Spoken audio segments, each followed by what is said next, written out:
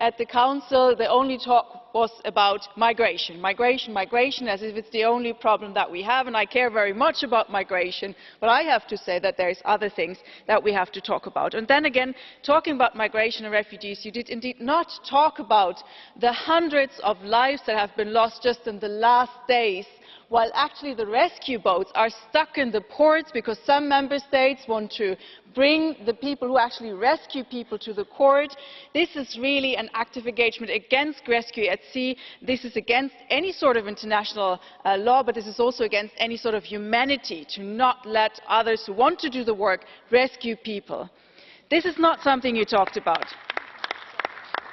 And I wonder if anyone still remembers Lampedusa 2013, how we all went and we said we're so sorry that hundreds of people drowned.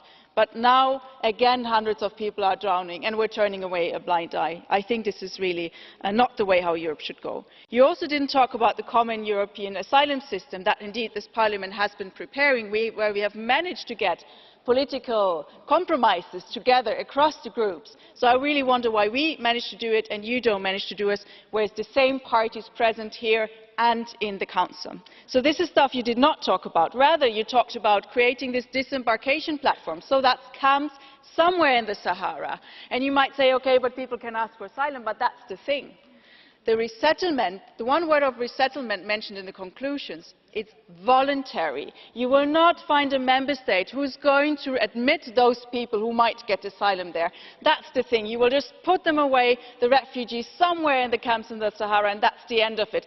If this is being implemented, it's basically the end to the right to ask for asylum here in the European Union. And this is not where we should go. The right to ask for asylum was invented in Europe. The Geneva Convention, just after the Second World War, coming from the incredibly horrible experience. The aim was to never have anyone again suffer and not be protected, not find protection anywhere. That was the aim of the Geneva Convention.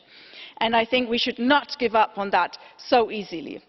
So we have managed to find a compromise in the Parliament. And even if you want to close off the borders completely, it will never work. You can never close off a border completely. But what you can actually do with the heads of state and government is extinguish any light of humanitarianism, any light of human rights that the European Union has always been standing for.